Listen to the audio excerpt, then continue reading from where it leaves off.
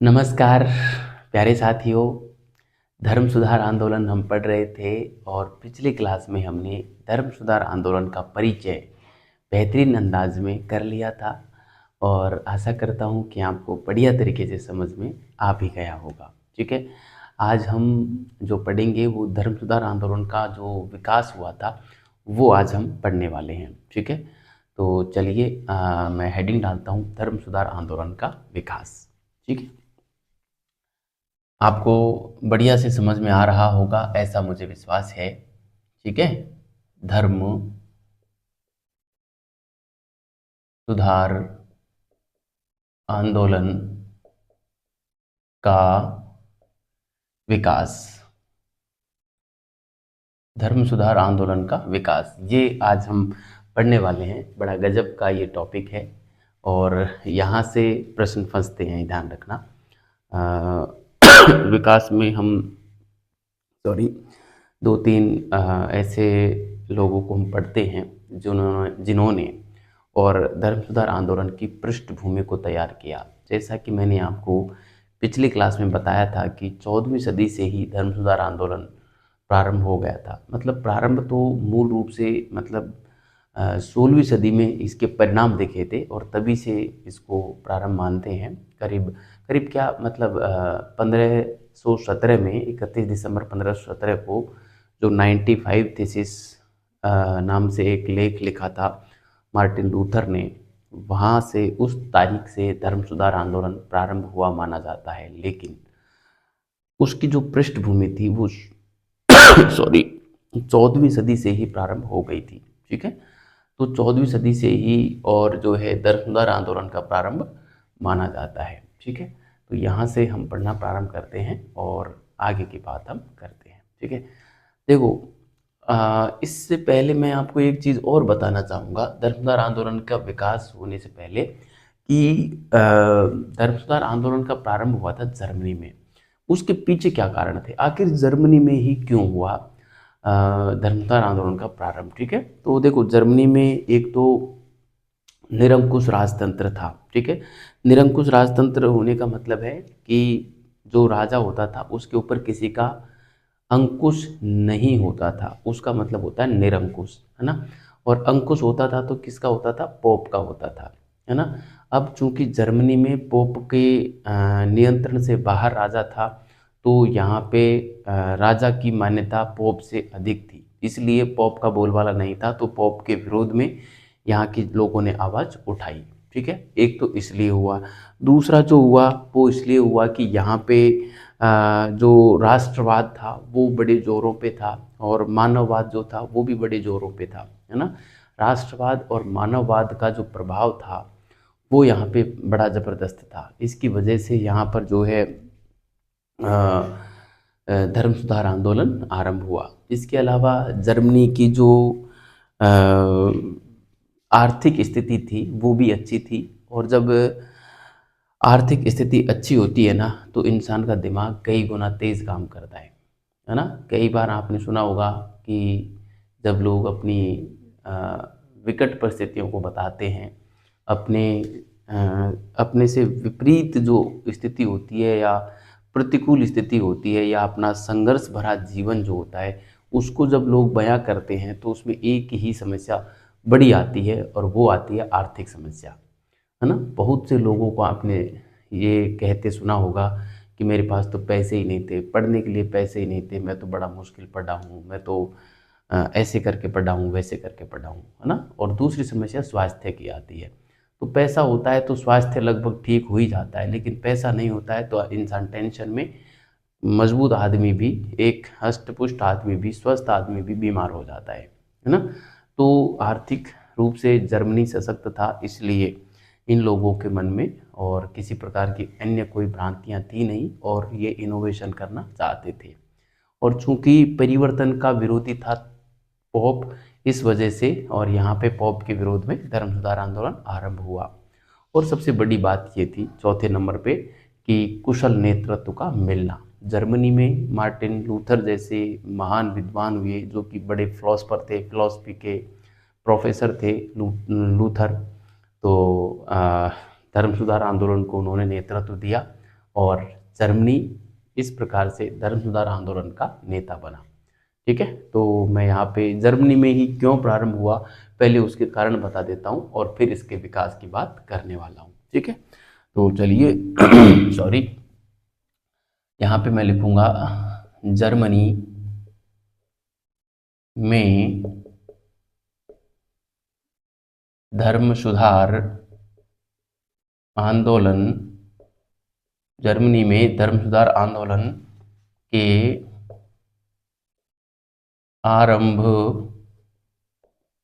होने के कारण, आरंभ होने के कारण। ठीक है, तो क्या क्या कारण थे देखिए कि जर्मनी में ही धर्म सुधार आंदोलन क्यों प्रारंभ हुआ।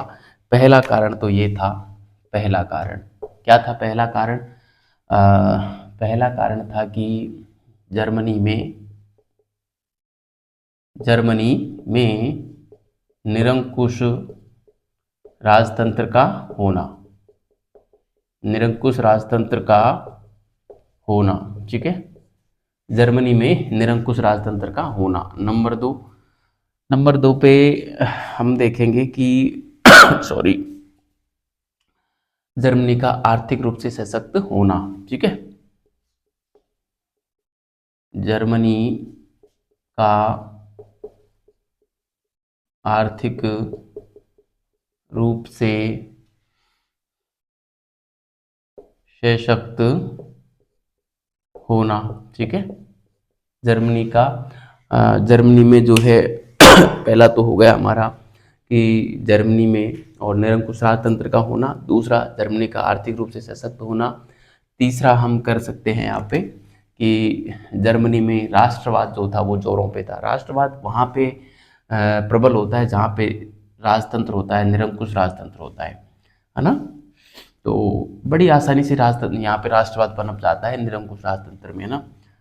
मैं यहाँ पे लिख सकता हूँ राष्ट्रवाद व मानववाद की बात कर लेता हूँ, व मानववाद, राष्ट्रवाद व मानववाद की भावना प्रबल थी या प्रबल होना, राष्ट्रवाद व मानववाद की भावना प्रबल होना। ठीक है, और नंबर 4 पे मैं यहाँ पे लिख सकता हूँ कुशल नेतृत्व का मिलना, कुशल नेतृत्व का मिलना। कौन सा कुशल नेतृत्व? मार्टिन लूथर जैसे विद्वान का मिलना। ठीक है, मार्टिन लूथर है ना, इसका मिलना।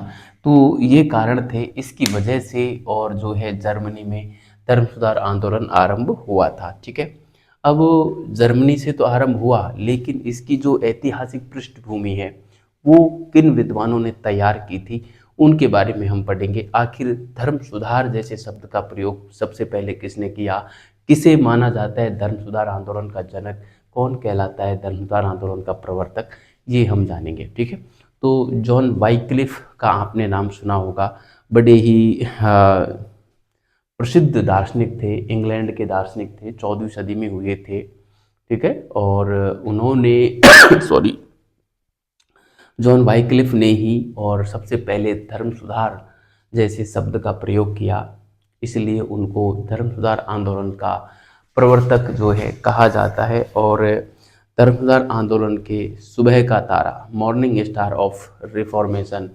के नाम से जो है जॉन वाइक्लिफ को जाना जाता है। जॉन वाइक्लिफ के अनुयायी लॉलार्ड्स कहलाए थे, ये सवाल भी कई बार पूछा जाता है। जॉन वाइक्लिफ ने कहा था कि चर्च, पॉप, पादरी सब भ्रष्ट हैं, सच्ची है तो सिर्फ बाइबल, ऐसा उन्होंने कहा था।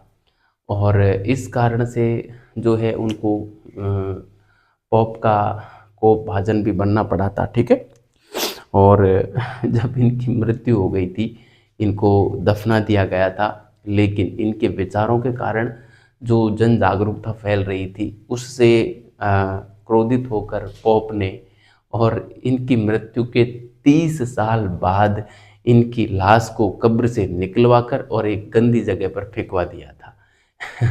आप अंदाज़ा लगा सकते हैं कि किस प्रकार से और पोप को कितना गुस्सा आया होगा इस बंदे पर कि इसकी मृत्यु के भी 30 साल बाद, और वो भी लाश को, मरी हुई लाश को जो कि नीचे दफनाई गई है, उसको निकाल के और एक जो है गंदी जगह पर फेंकवा दिया। क्या होगा इससे?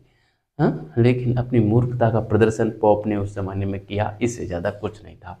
ठीक है, लेकिन आप देखिए उस बंदे का कमाल, जिस व्यक्ति को पूरी दुनिया मानती हो, अपना राजा नहीं भगवान मानती हो, उसके खिलाफ उस ज़माने में वो बोल गया। जॉन वाइकलिफ क्या कमाल का बंदा रहा होगा, क्या कमाल की विचारधारा उसकी जो है रही होगी। ठीक है, तो चलिए हम स्टार्ट करते हैं। विकास की हम बात करते हैं, है ना। विकास, विकास की बात करेंगे तो मैं इसमें एक नंबर पे जॉन वाई सॉरी जॉन वाइक्लिफ की बात कर लेता हूँ।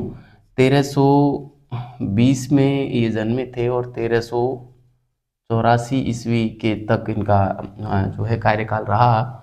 और इंग्लैंड के ये सॉरी निवासी थे।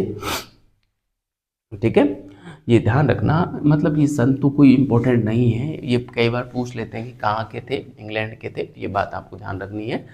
और इस सन से सिर्फ मैं ये बताना चाह रहा हूँ कि ये 14वीं सदी में हुए थे, बस इतना ध्यान रखना है। ठीक है, तो हम यहाँ पे लिखेंगे कि एक तो सबसे पहले इनके बारे में क्या बात महत्वपूर्ण है कि धर्म सुधार,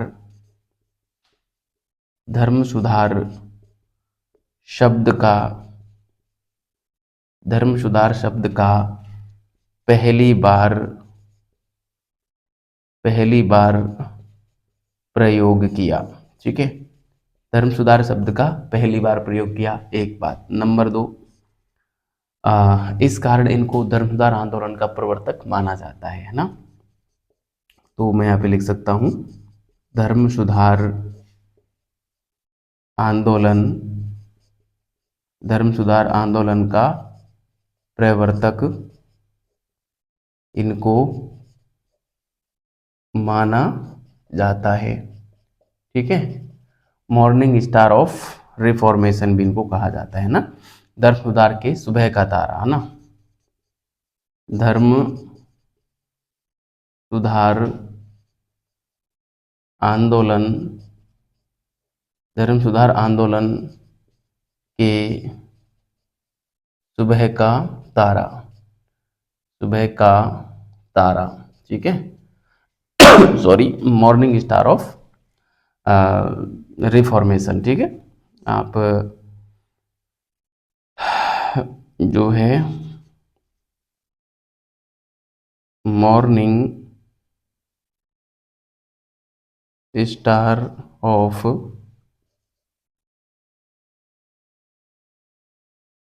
रिफॉर्मेशन, ठीक है, इनको कहा जाता है। ठीक है, तो ये सारी बातें इनके बारे में चलती हैं। और इनके जो अनुयायी हैं, इनके अनुयायी क्या कहलाते हैं? इनके अनुयायी लॉलार्ड्स कहलाते हैं। क्या कहलाते हैं? लॉलार्ड्स कहलाते हैं। ये पूछते हैं सवाल, है ना, कि लॉलार्ड्स कौन थे। फिर उसमें आ जाएगा ऑप्शन में कि सॉरी, मार्टिन लूथर के अनुयायी थे या काल्विन के अनुयायी थे या वाइक्लिफ के अनुयायी थे या जॉन हस के अनुयायी थे, है ना। इस प्रकार से जो है पूछा भी जाता है ना, कई बार पूछा भी गया है पिछली एग्जामों में, तो ये ध्यान रखना है आपको। ठीक है, इसने क्या कहा था? चर्च, पॉप, पादरी सब भ्रष्ट हैं, सच्ची है तो बाइबल। ठीक है, तो ये बात आपको ध्यान में रखनी है। मैं यहाँ पे लिख देता हूँ, सॉरी, यहाँ पे लिख देता हूँ, थोड़ी जगह बच रही है, अपना काम हो जाएगा। ठीक है, रेड कलर से लिख देता हूँ, चर्च, पॉप,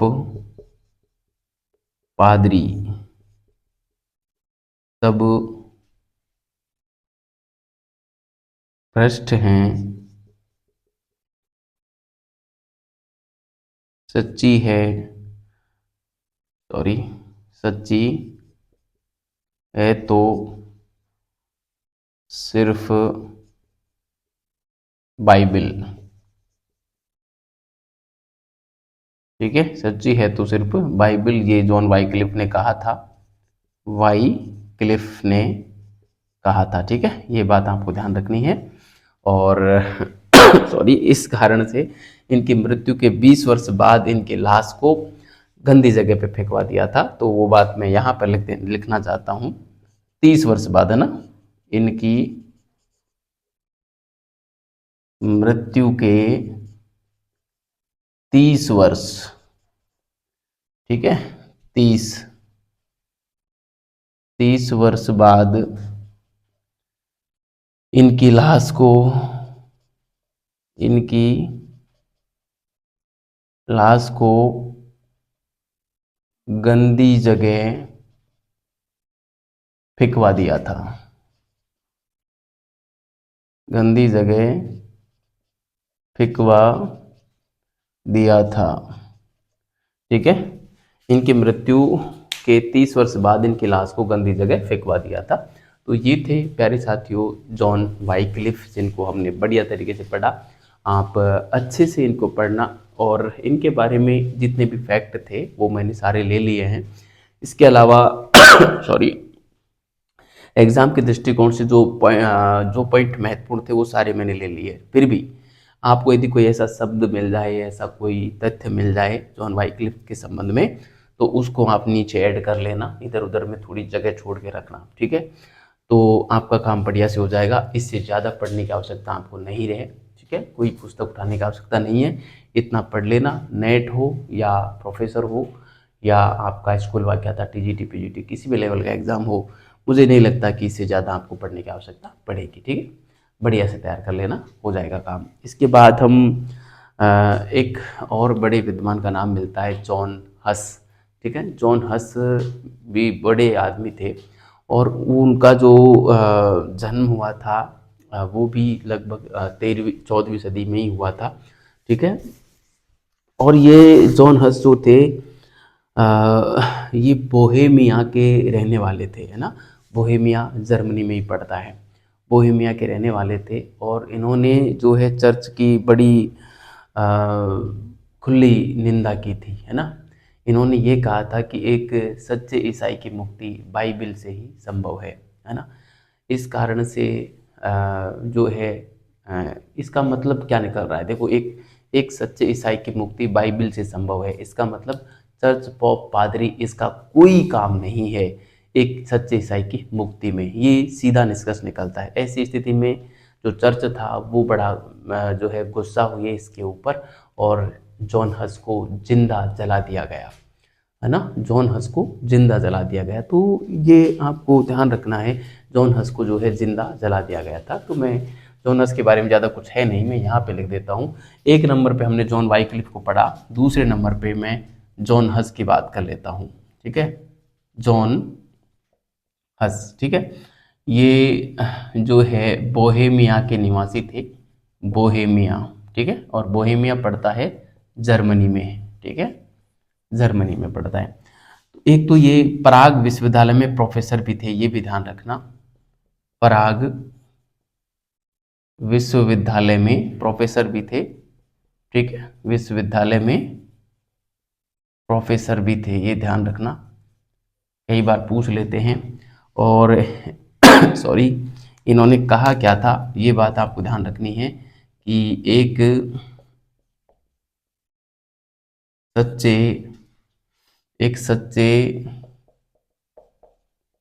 ईसाई की मुक्ति, एक सच्चे ईसाई की मुक्ति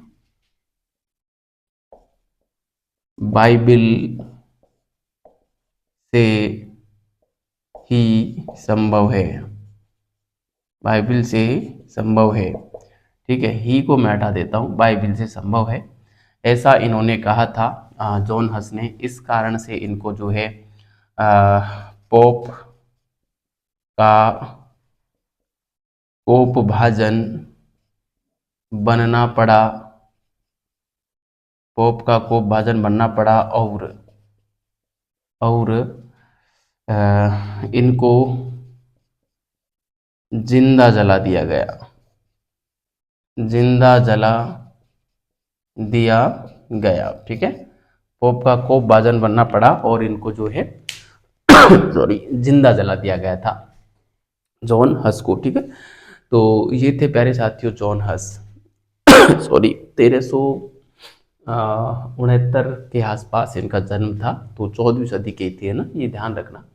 1300 जो है 69 से और 1400 करीब मुझे लगता है 40 के आसपास।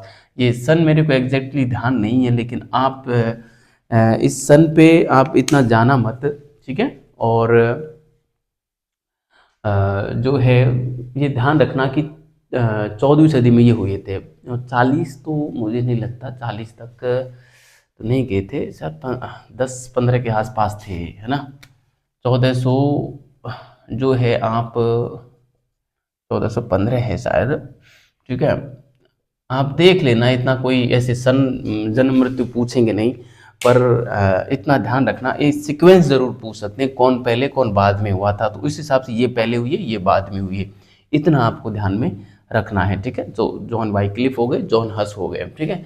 अब एक सेवेनारोला का नाम और मिलता है, सेवेनारोला, उनको भी जिंदा जला दिया गया था, सेवेनारोला को, ठीक है। सेवेनारोला ने जो है एलेक्जेंडर षष्ठ को और दुरात्मा कह दिया था। जो पॉप था एलेक्जेंडर षष्ठ, एलेक्जेंडर छठे नंबर का, उसको दुरात्मा कह दिया था, इस कारण सेवेनारोला को जो है जिंदा जला दिया गया था, ठीक है। तो सेवेनारोला की बात भी मैं जो है यहाँ पर करना चाहूँगा। दूर हमने पढ़ लिए हैं, तीसरे नंबर का मैं यहाँ पे लिख देता हूँ सेवेनारोला, ठीक है। सेवेनारोला को हम यहाँ पर देखते हैं। सेवेनारोला ने किया क्या था कि जो जॉन हस थे उनको, सॉरी जॉन हस क्या, अलेक्जेंडर सिक्स्थ को दुरात्मा कहा था, बस, है ना। ये फ्लोरेंस के निवासी थे, है ना, फ्लोरेंस के निवासी थे, इटली में पड़ता है फ्लोरेंस, ये ध्यान रखना, फ्लोरेंस, है ना, फ्लोरेंस इटली के निवासी थे। और सॉरी एलेक्जेंडर एलेक्जेंडर सिक्स को दुरात्मा कहा, ठीक है। एलेक्जेंडर सिक्स को दुरात्मा कहा, इस कारण से जो है इनको इनको जिंदा जला दिया गया था, ठीक है। इनको जो है जिंदा जला दिया गया था, तो ये बात आपको ध्यान में रखनी है। सेवानोराला को भी जो है जिंदा जला दिया गया था, जॉन हस को भी जिंदा जलाया था, सेवानोराला को भी जिंदा जलाया था। अब एक व्यक्ति और मिलते हैं, टॉमस मूर या थॉमस मूर, जो कि एक अंग्रेज थे, इंग्लैंड से थे, और उन्होंने भी यूटोपिया नाम से एक ग्रंथ भी लिखा था, मैंने आपको पढ़ाया है बढ़िया तरीके से, जिसमें एक आदर्श जो है समाज की कल्पना की गई, आदर्श राज्य की कल्पना की गई है। वहाँ पे उन्होंने सामाजिक व राजनीतिक बुराई तत्कालीन जो समाज था उसकी की, ठीक है। राजनीतिक, सॉरी धार्मिक बुराई पे तो, या धार्मिक विचार उसने अपने व्यक्त नहीं किए, फिर भी जो है चर्च और जो राज्य था उसके बीच बहस में ये बड़े फंस गए थे अपने विचारों के कारण, और इस कारण से जो है इनको पोप का कोप भाजन बनना पड़ा, और इनके सिर को काटकर और जो लंदन ब्रिज था उस पर टांग दिया गया था टॉमस मूर के सिर को। तो ये सवाल भी कई बार पूछ लिया जाता है, ठीक है। तो ये भर गया है, मैं चौथे पॉइंट के रूप में अगली स्लाइड पे बात करता हूँ। आप इसको बढ़िया तरीके से उतारें और अच्छे से इसको तैयार करें विद्यार्थियों, ठीक है। यहाँ से बाहर सवाल जाने की संभावना बहुत कम रहेगी, मुझे तो लगता नहीं कि यहाँ से बाहर जाएगा, ठीक है। आप अच्छे से तैयार करें, मैं इसको मिटा रहा हूँ, ठीक है। मैं पूरा ही मिटा देता हूँ इसको सॉरी चलिए,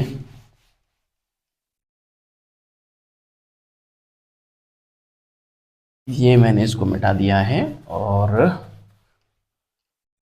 अब हम आगे की बात करते हैं।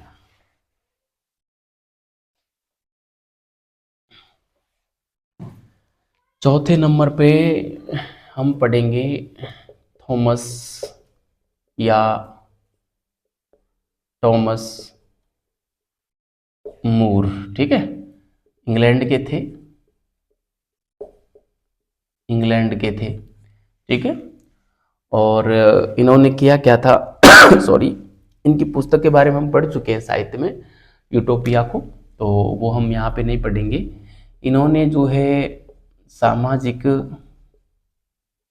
व राजनीतिक बुराई को उजागर किया, जिसके कारण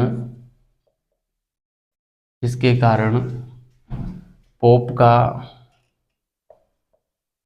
जिसके कारण पोप का कोपभाजन भी बनना पड़ा, पोप का कोपभाजन भी बनना पड़ा। इन विचारों में ही फंस गए थे, मतलब ये चर्च व राज्य के मध्य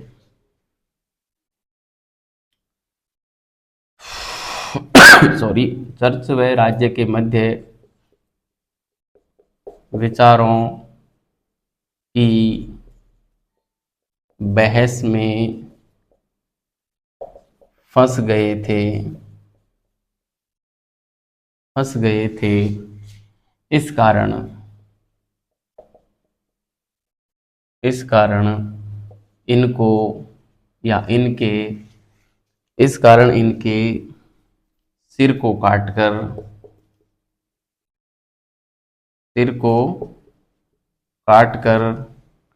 इस कारण इनके सिर को काटकर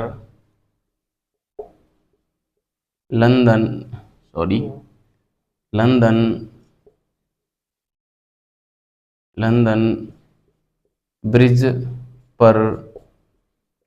ब्रिज पर टांग दिया था। ठीक है, ये चर्च व राज्य के मध्य विचारों के बहस में फंस गए थे, इस कारण इनके सिर को काटकर लंदन ब्रिज पर टांग दिया था। ठीक है, तो ये बात आपको ध्यान में रखनी है।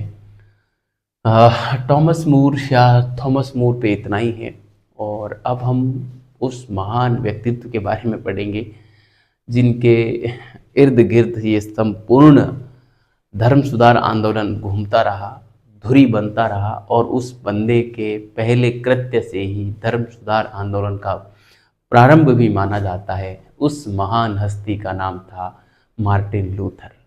तो आइए मार्टिन लूथर के बारे में बड़े डिटेल में हम पढ़ रहे हैं, या पढ़ेंगे। आपको मज़ा आएगा मार्टिन लूथर को पढ़कर। ठीक है, तो बड़े महान हस्ती थे, बहुत बड़े विद्वान थे, फिलॉसफी के प्रोफेसर थे उस ज़माने में। आप सोचिए एक प्रोफेसर का होना, और कोई कैसे मूर्ख बना सकता है प्रोफेसर को, है ना? नहीं बना सकता, पढ़े लिखे को नहीं बना सकता। यानी कि जिसके पास शिक्षा है वो ऐसे जो धर्म के ठेकेदार हैं उनके जाल में कभी नहीं फंस सकता, है ना?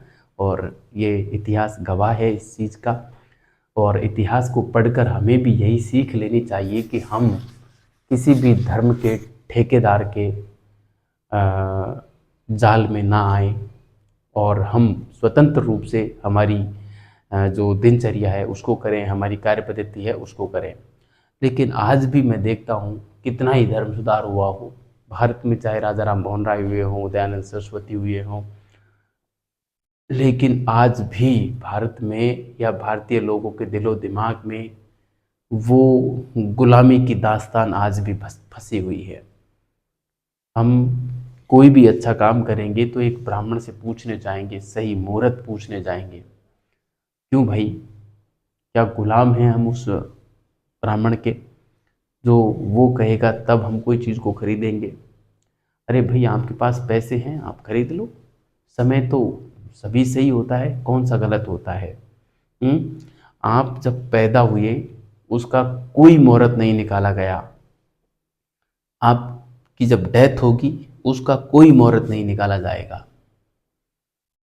फिर क्यों आप जो है इन और अन्य कामों के लिए मुहूर्त देखते हो? क्यों देखते हो मुहूर्त? दिन तो वही मतलब हमेशा ही और हमको पूरब से उगता उगता दिखता है। फिर दिन अलग कैसे हो सकता है? समय के अनुसार इंसान को बदलना होता है, न कि इंसान के अनुसार समय बदलता है, ध्यान रखना।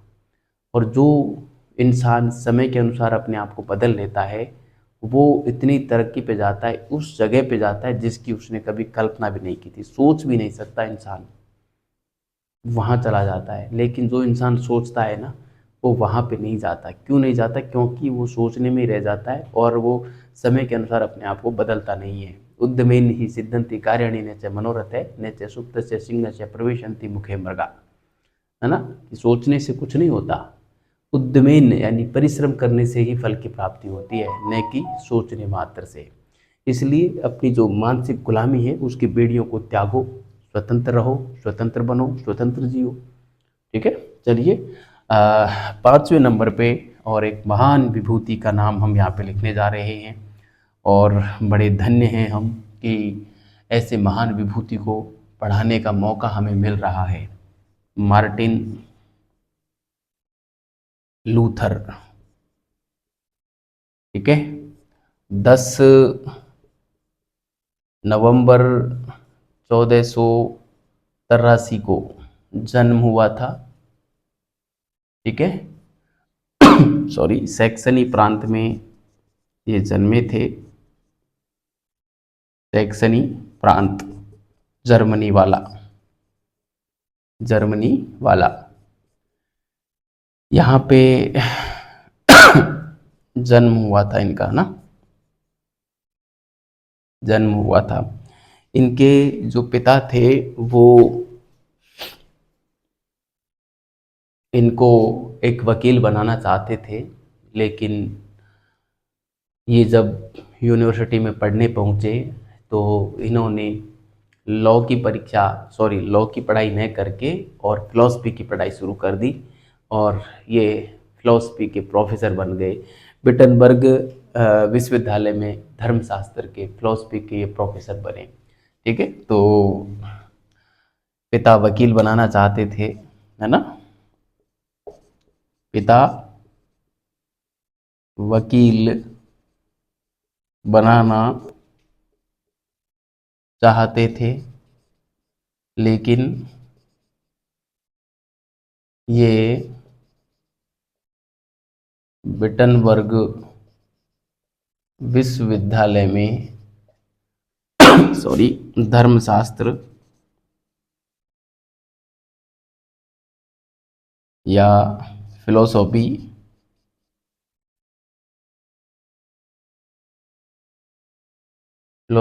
के प्रोफेसर बने, फिलोसॉफी के प्रोफेसर बने। ठीक है, विटनबर्ग विश्वविद्यालय में धर्मशास्त्र या फिलोसॉफी के जो है ये प्रोफेसर बन गए थे। ठीक है, और इसके अलावा ये वहाँ पे अपने जो है लेक्चर देते, बढ़िया पढ़ाते और फिलोसफी में बड़े मस्त रहते। शादी वगैरह इन्होंने तब तक की नहीं थी जब तक ये प्रोफेसर बने। 1505 के समथिंग इनके मन में और जो है इनकी अंतरात्मा से एक आवाज़ आई कि संन्यास ग्रहण कर लेना चाहिए, और ये सन्यासी बन गए। तब तक ये प्रोफेसर बने रहे। 1900 आ रहा है लगातार। 1511 में इन्होंने सोचा कि मुझे भ्रमण करना चाहिए अपने देश का, तो 1511 में भ्रमण करने पर निकल पड़े, और भ्रमण करते करते करते करते ये पहुंच गए रोम में। रोम, जहाँ पे पोप का शहर था रोम, वहाँ पहुंच गए। और वहाँ जाकर और रोम में जाकर इन्होंने देखा कि जो पोप का बोलबाला था, जिस प्रकार से पोप की दुराचारिता, पोप की भ्रष्टाचारिता, पोप का जो मतलब अवैध संबंध था देवदासियों के साथ, वो सब वहाँ पे इसको देखने को मिला।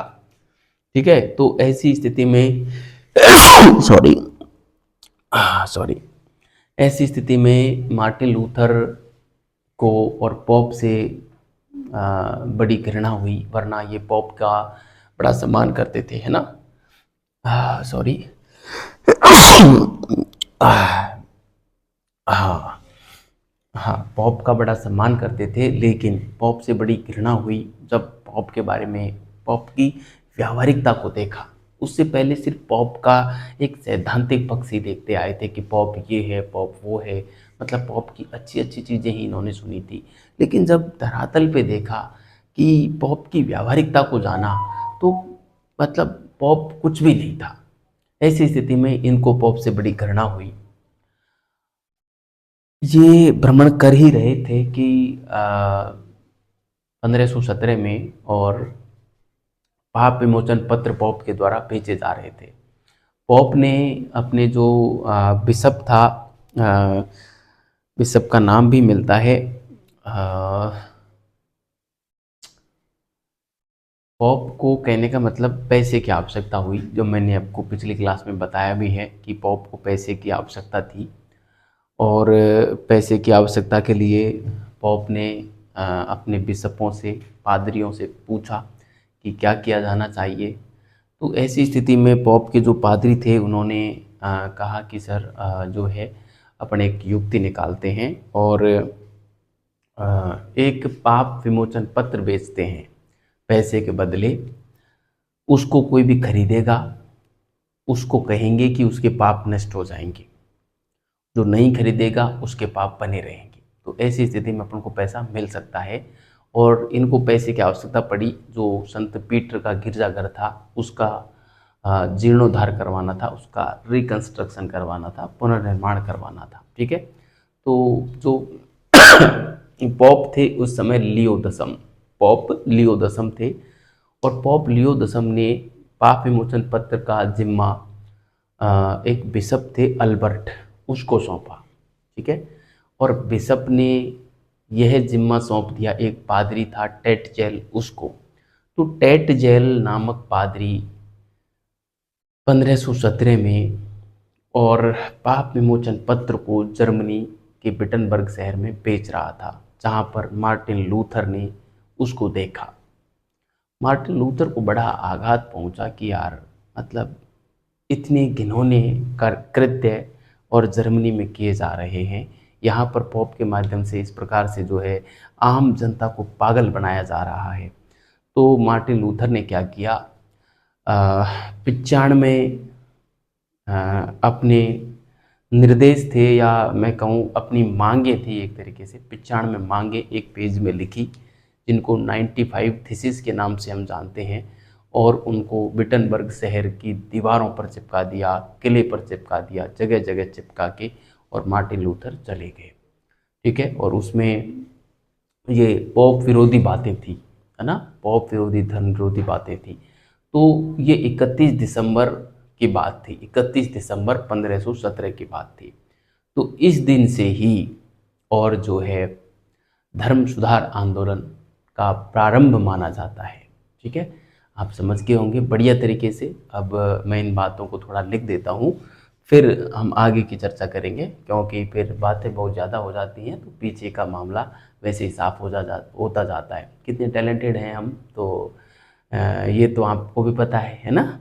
तो हम यहाँ पे पहले लिख लेते हैं, फिर हम आगे की चर्चा करेंगे। ठीक है। तो माता पिता वकील बनाना चाहते थे, लेकिन विटनबर्ग विश्वविद्यालय में धर्मशास्त्र या फिलोसफी के प्रोफेसर बने। ठीक। मैं यहाँ पे लिखूँगा 1505 में सन्यासी बने,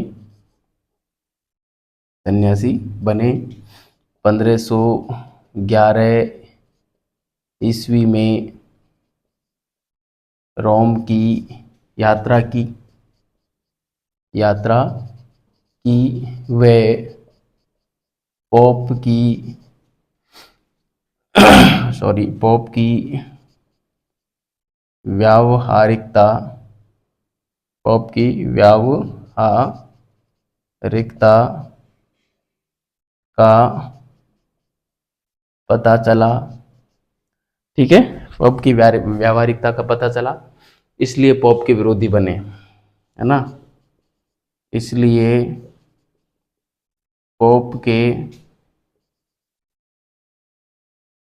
विरोधी हो गए। ठीक है, इसलिए पोप के विरोधी हो गए।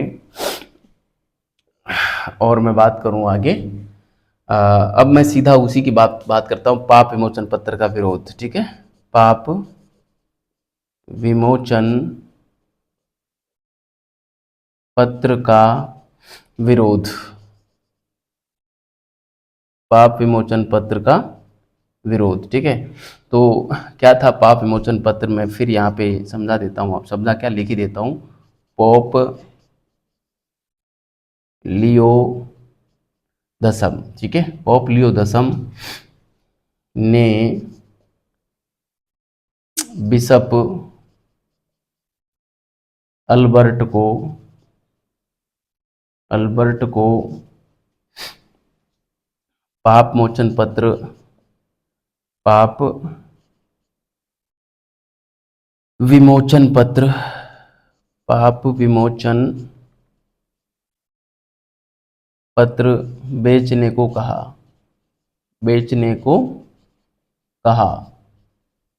क्योंकि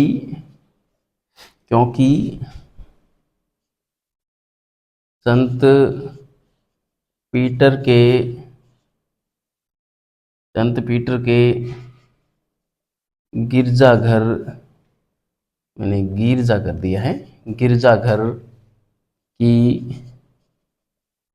मरम्मत हेतु पैसे की आवश्यकता थी, पैसे की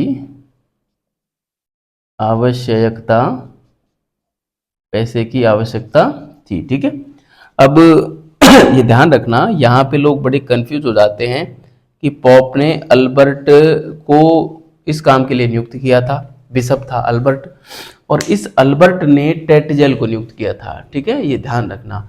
कई बार सवाल इस प्रकार से घुमाकर आरपीएससी पूछ सकती है कि पाप विमोचन पत्र का काम पोप ने किस बिशप को सौंपा था, और वहाँ पे पहला ही ऑप्शन होगा टेटजेल, और विद्यार्थी टेटजेल पे गोला काला कर देंगे। इतना ही दिमाग चलता है एग्जाम हॉल में। ठीक है, तो ध्यान रखना पूछा क्या है, बिशप पूछा है या पादरी पूछा है। बिशप पूछे तो अल्बर्ट, पादरी पूछे तो टेटजेल, ये बात आपको ध्यान रखनी है, बहुत इंपॉर्टेंट है, बहुत बार पूछा गया सवाल है, लेकिन इस प्रकार से घुमा के नहीं पूछा, लेकिन मुझे लगता है कि इस बार घुमाकर पूछा जा सकता है, तो इस बात को आपको ध्यान रखना है। ठीक है, मरम्मत हेतु पैसे की आवश्यकता थी, है ना, तो अल्बर्ट ने टेटजेल कौन था ये, पादरी था, टेटजेल को इस हेतु नियुक्त किया।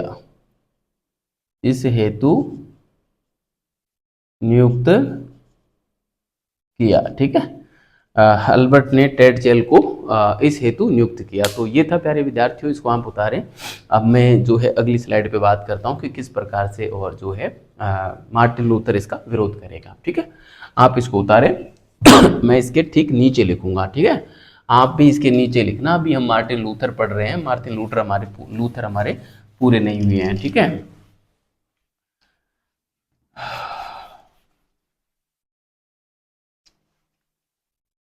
और शेयर भी कर दिया करो विद्यार्थियों, ये आप ही का चैनल है, आप इसको शेयर नहीं करेंगे तो कैसे ये आगे बढ़ेगा बताओ। और मैं इतना ज़्यादा कहता नहीं हूँ, कभी कभार बीच में बोल देता हूँ बस। ठीक है, तो आप ज़रूर इसको शेयर किया करें ताकि चैनल अपना ग्रो हो, आगे बढ़े, और मुझे भी आनंद आए पढ़ाने में। ठीक है, तो यहाँ पे लिखूँगा मैं कि इस पाप विमोचन पत्र, इंडलजेंस पत्र ना, इंडलजेंस भी बोलते हैं इनको, इंडलजेंस लेटर या पत्र, इंडलजेंस लेटर का, ओ थॉमस मूर लगा रखा है कि मैंने हेडिंग में, ये थॉमस मूर नहीं है ना, ये मार्टिन लूथर को हम पढ़ रहे हैं, का मार्टिन लूथर ने विरोध किया। ने विरोध किया।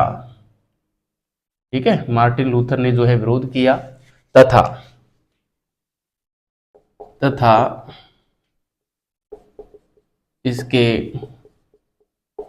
विरोध में 95 थीसिस।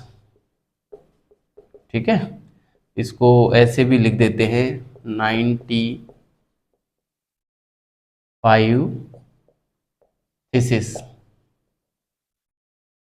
95 थीसिस 31 दिसंबर, ये डेट इंपॉर्टेंट है, 1517 को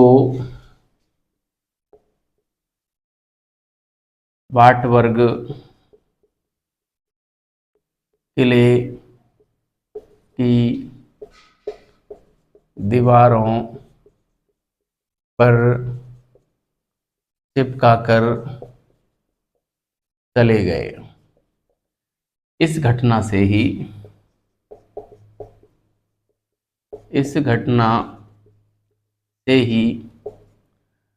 धर्म सुधार आंदोलन धर्म सुधार आंदोलन का प्रारंभ हुआ माना जाता है। ठीक है, तो 31 दिसंबर 1517 से और धर्म सुधार आंदोलन प्रारंभ हुआ। कौन सी डेट थी? 1905 थीसिस को लिखा था किसने? मार्टिन लूथर ने। किसके विरोध में लिखा या क्यों लिखा? क्योंकि जो पाप विमोचन पत्र बेचे जा रहे थे, इंडल्जेंस पत्र बेचे जा रहे थे, उसके विरोध में लिखा था। पाप विमोचन पत्र क्या थे इसके बारे में मैंने आपको बता ही दिया है वैसे, कि इनको जो भी कोई धन के बदले खरीदेगा उसके पाप नष्ट हो जाएंगे, है ना। मैं यहाँ पे लिख भी देता हूँ, जो धन के बदले इसे खरीदेगा उसके पाप नष्ट हो जाएंगे, उसके पाप नष्ट हो जाएंगे। ठीक है, ऐसी व्यवस्था इसमें की कर रखी थी। ठीक है, आज के ज़माने में आपने देखा होगा धन लक्ष्मी यंत्र, वर्षा धन लक्ष्मी यंत्र ले लो साहब, 2000 रुपये में, 2500 रुपये में, इसके बाद आपके सॉरी आपके घर में धन की बारिश हो जाएगी, वो हो जाएगा, वो हो जाएगा। सब ढोंगियों के ढकोसले हैं, इससे ज़्यादा कुछ नहीं है। कभी भी ऐसा कोई मंत्र नहीं आया जिसको रटने मात्र से घर में धन आ जाए, या किसी ब्राह्मण के पूछने मात्र से और ऐसे कोई घर में धन आ जाए। देखो, मैं यहाँ पे ब्राह्मणों का विरोध नहीं कर रहा हूँ, मैं सिर्फ उस विचारधारा का विरोध कर रहा हूँ जो इंसान की सोच को बांध के रखती है ना। वैसे ब्राह्मण कोई इसको ब्राह्मण जो भी देख रहे हो वो ऐसा ना सोचें कि सर हमारा विरोध कर रहे हैं। मैं बिल्कुल भी विरोध नहीं कर रहा हूँ। और देखो, ब्राह्मण वो होते थे जो पंडित होते थे, मतलब पंडित या ब्राह्मण का मतलब होता है विद्वान व्यक्ति से, है ना। लेकिन बाद में क्या, ये व्यवस्था जन्म पर आधारित हो गई। अब चाहे कोई मूर्ख ही हो, लेकिन वो ब्राह्मण घर में जन्मा है तो वो ब्राह्मण ही कहलाता है। ठीक है, खैर उस चीज़ से हमको कोई आपत्ति नहीं है, लेकिन आपत्ति इस चीज़ से है कि जैसे हम शादी विवाहों में मान लो पंडित को बुलाया, अब वो फेरे के समय क्या मंत्र बोलता है किसी को कोई पता नहीं है। संस्कृत में बोल के वो गलत बोल रहा है, सही बोल रहा है, बोल के चला जाता है ना। और उसका जो है सदुपयोग क्या है ये बताओ, क्या आवश्यकता है मंत्र की? जो लोग भग के शादी कर लेते हैं, इसको उनको किसी पंडित की आवश्यकता ही नहीं पड़ती, तो क्या उनके बच्चे नहीं होते, या फिर उनको क्या नहीं होता ऐसा जो हमारे होता है?